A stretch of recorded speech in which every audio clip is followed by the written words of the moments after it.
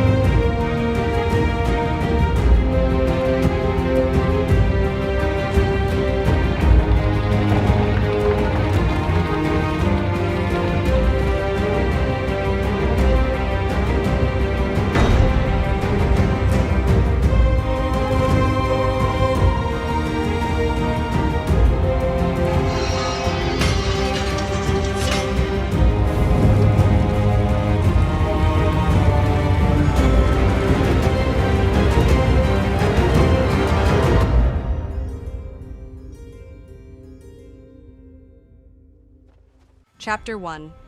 The Bastard of Pyke. The visions were true, another man. This one was tall and thin with fierce black eyes and a beak of a nose, and his beard went down to his waist and had seaweed woven into it. She speaks as soon as she is free to do so. Please, my lord, a woman's voice pleaded weakly. Please, my baby. She is innocent. Be silent, the gaunt-faced man said. She has been shown to all the drowned men in the past few months. All the signs, all the visions have led them here. She is not your child. She is the child of the drowned god. But, my lord, I only meant The woman's words were cut off as the gaunt-faced man wheeled and drew his sword before running her through. I said be silent! Another man, pale and handsome with black hair and a neat dark beard, wearing an eye patch over his left eye, laughed and marched up to the woman holding me. Now, brother! You'll scare the poor girl. Come, hand her over. The woman looked at me hesitantly before handing me over carefully. The man with the eye patch pulled me close and looked at me with his good eye that was as blue as the summer sky and blue-tinted lips. Look at her. She's a firm one. Now, what should we call you, little one? I stared up at the man, slowly realizing where I was and, more horrifyingly, who was holding me. Merida. My name is Merida. Euron Greyjoy. Euron's smile doubled in size as he wheezed out a laugh that turned into a series of barks. How do you know my name? The drowned god gave me knowledge, I said carefully.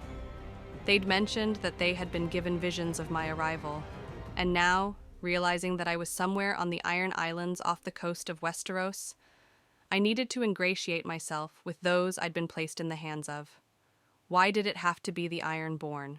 Why did it have to be the Greyjoys? And the person holding me right now was among the most dangerous and unpredictable in the Seven Kingdoms, possibly one of the most dangerous in the world. Did he? Euron asked, his blue eye gleaming with mischief. Euron, enough, the gaunt-faced man commanded. Bring her here. You're no fun, Balon, Euron chuckled and carried me over to Balon. Balon Greyjoy, Lord of the Iron Islands. His hair wasn't completely gray yet. How far back had I been born? If Euron and Balon were still on speaking terms, that meant that it was at least before 297 AC.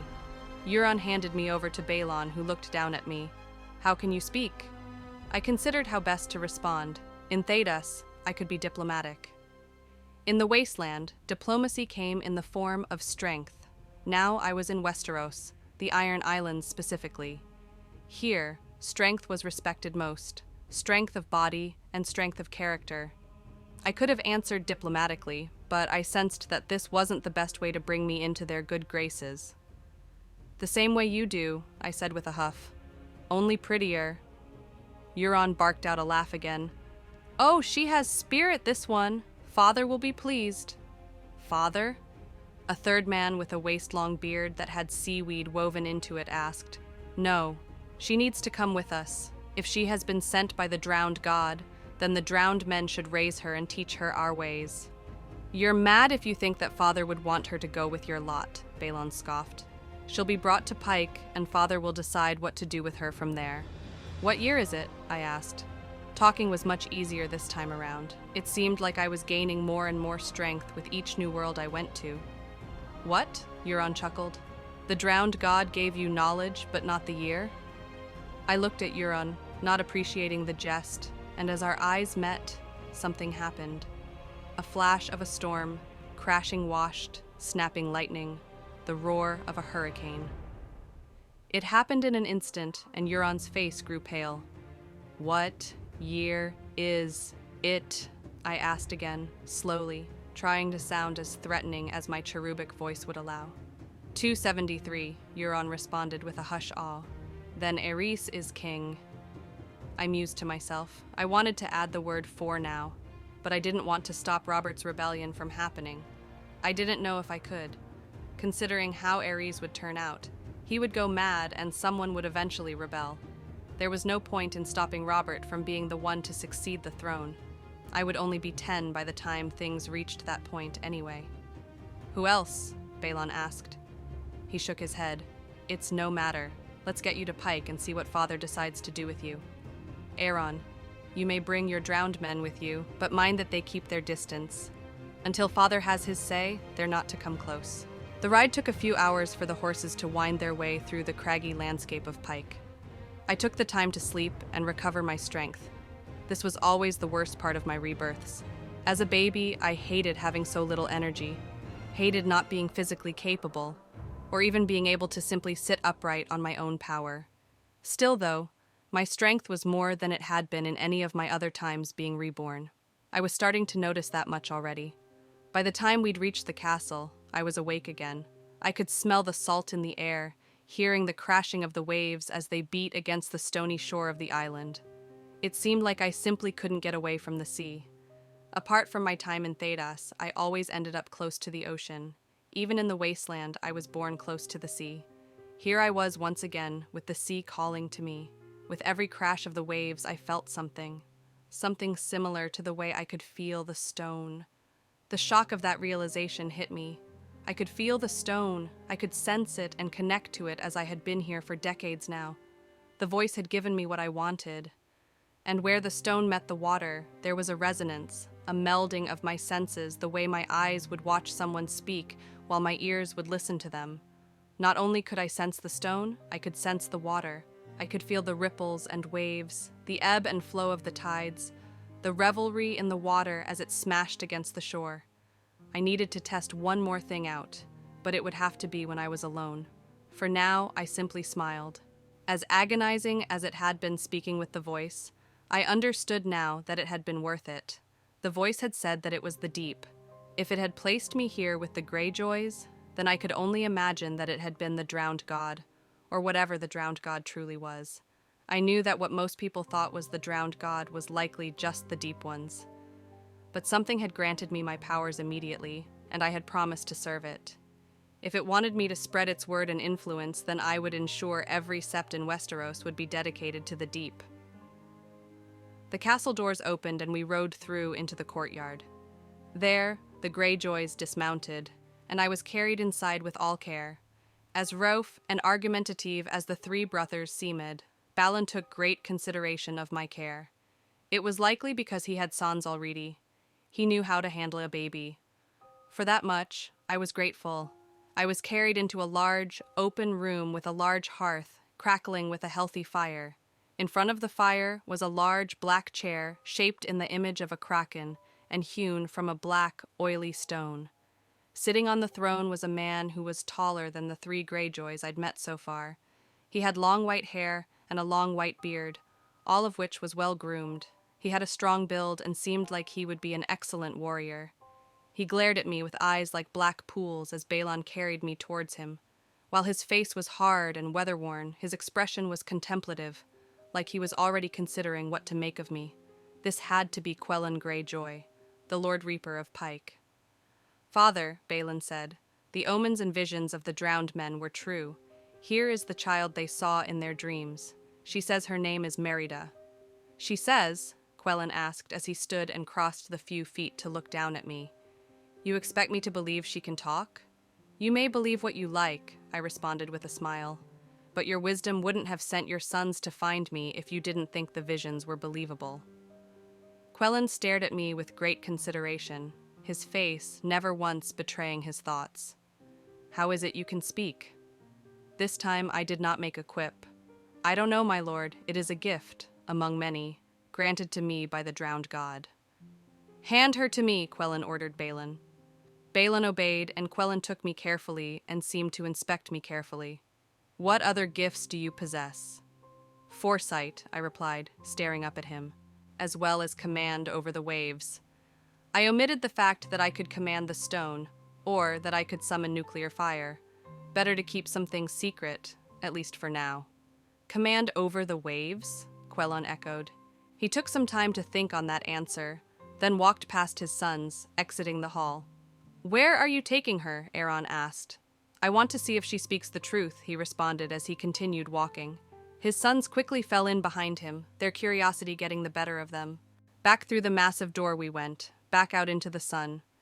Quellan took a sure path, his footing excellent and practiced. He knew his castle and the ground around them. Even the moss on the stones couldn't undermine his sure-footedness. His calm demeanor didn't betray his curiosity. and I had to wonder what sort of proof he'd want. I knew I could sense the water, but in these few hours, I hadn't had the chance to try and manipulate it. Quelon walked down to the beach, across the soaking sand, and out into the shallows. He held me there and looked out across the water, then down to me. Well, Merida, now is the time to prove your words to me. Command the water. What do you wish for me to do, my lord? I asked as I began to reach out to gain a sense of this new gift. He looked down on me with a neutral expression. Simply command it. Make it obey you. Do what you will. If it comes crashing up on us or moves away, I care not. I simply wish to see the truth of your claims. I did my best to nod. I will try. I was only born today, so I ask you for a small amount of patience. I'm as patient as the stone is as the waves wear it down, Quelon said calmly. I can say that I liked Quelon immediately. His patient, calm demeanor was welcoming and refreshing. It had been some time since I'd known someone like him. He reminded me of of King Endron Iduken when I was first reborn. He was the one positive thing that had happened so far. I turned my head to look out at the water, stretching out my senses to get a feel for it. I could feel it lapping at Quelon's leg. I felt it lazily drifting up onto the shore. The churning, ever-constant flow was different from the way of stone. I could feel it, though. I gained a sense of it slowly. It was close. My will slipped into the water and commanded it to split. The waves slowly parted, pulling away from each other like a curtain. They parted for several yards, and I let them sit there for some time, leaving Quelon standing on muddy ground. Is that sufficient, my lord? I asked as I looked up at him. Quelon looked around for several moments as the water was held at bay before he cast his gaze down upon me. You truly were sent by the drowned god. Why are you here? What does he want from us? I don't know, I admitted. I only know that my purpose is to spread his word and influence. He has placed me in your hands. What will you do? Iron, Quelon called without a moment's hesitation. Iron, who was marveling at the act of the water being commanded, stepped forward. Yes, father? Quelon carefully handed me over to his son. Baptize her in our faith. I will name her when you bring her back to me. Aaron looked down at me, then back to his father. Are you certain? She's only hours old. Baptizing her now might kill her. If she was sent to us by the drowned god, then there is nothing to worry about, Quelon responded. Her command of the waves is not proof enough? Euron, of all people, protested. Father, we might be squandering a precious gift from the drowned god himself. I've given my command, Quelon's voice deepened. Dedicate her in our faith. I looked up at Aaron. While I wasn't physically capable of stopping him, I could use my stone abilities to kill them. Something stopped, though. I wasn't afraid of the water. I had faith that if I was plunged beneath the waves, that no harm would come to me. With this sense of safety, I allowed the water to come back and smiled at Aaron. I'll be fine. You cannot drown me. Aaron's eyes widened as if the level of faith I had in my words astounded him. Very well, little one. He lifted me up and called out, Our great Lord, the drowned god, I beseech you. We dedicate this newborn to your service and give her to the sea. May your servant be born again from the sea, as you were. Bless her with salt, bless her with stone, bless her with steel. What is dead may never die, I intoned the proper response. Aaron slowly lowered me down, and the salt water rushed over me. I could see his fierce visage being distorted by the waves. I stared up at him, my blue eyes never drifting away from his. He held me under the water for a minute, and then two. My lungs should not have been able to last more than 30 seconds before giving out, as I was so small. It took me some time to realize that I was still breathing. Once I noticed the sensation at my neck, I couldn't help but pay attention to it. I could feel water entering through my mouth and nose and being expelled through tiny gill slits around my neck. So this was another gift from the voice. I could hear the muffled shouts of the Greyjoys after a few minutes. They were arguing about something. Aaron finally pulled me up and stared at me in wonder. I told you. She did not drown. I tried blinking the water from my eyes. I told you that you couldn't drown me. Iron used a dry part of his robe to wipe my face clear of the water, then handed me back to Quelon. She is an avatar of the drowned god, Father. I can see no other explanation. Euron and Balin stepped close to look at me as Quellen gave me that look of careful consideration once again. I want you boys to listen to me, and listen well. Merida will be known as Merida Pyke. For all the world knows, she is my bastard, and will be treated as a member of this family. Aeron will teach her of the drowned god, and she will take on the role of a priestess. Euron, you will teach her the ways of combat. Balon, she will learn how to sail from you. No one will utter a word about her power to anyone. Do you understand? Yes, father, the three brothers said in unison. And Merida? Quellen kept his gaze on me. You will not speak unless you are alone with one of us, your family. We cannot let this secret slip. Do you understand? I did my best to give a nod, though my lack of general muscle control and being swaddled in cloth didn't make the movement easy. Yes, my lord. Father, Quellen insisted. Yes, father, I corrected myself. Excellent. Quellen turned and carried back to the castle. Aeron, gather the drowned men. We will give thanks to the drowned god. Euron, I want you to send out word. All Ironborn ships are to return home with haste. Balon, I task you with finding a bed and clothes for your sister. I'm sure you have things at home that your children no longer need. And so my life in Westeros began. The drowned men gathered outside the castle and performed a rite that called for calm seas and fair winds as a celebration of my birth. Over the next few years, I was educated by the Greyjoy brothers. Euron loved how adept I was at combat. From the moment I could stand and walk, which was thankfully only a few months after I was born this time, he began teaching me. Luckily, he had nothing to truly teach me, but his lessons helped me build up my muscle and start me on the path to getting into fighting shape once again. Balin's sailing lessons were a blessing, though. I hadn't been in charge of sailing a boat since my first life, and getting to know the ropes again was enjoyable. Aeron's lessons were less like lessons and more like sermons, and he listened to me more so than I listened to him. He was extremely fascinated with me. I did have cousins to spend time with. Balin's son Roderick, who was 6 years older than I was, and Meryn, who was 5 years older than me, were regularly brought to the castle so that I had others closer to my age to interact with. However, as I grew, it became evident that I would once again have the stature of a dwarf. While I wasn't misshapen or out of proportion, I was short and sturdy. Roderick and Meryn liked to tease me about my size, but I didn't pay them any mind.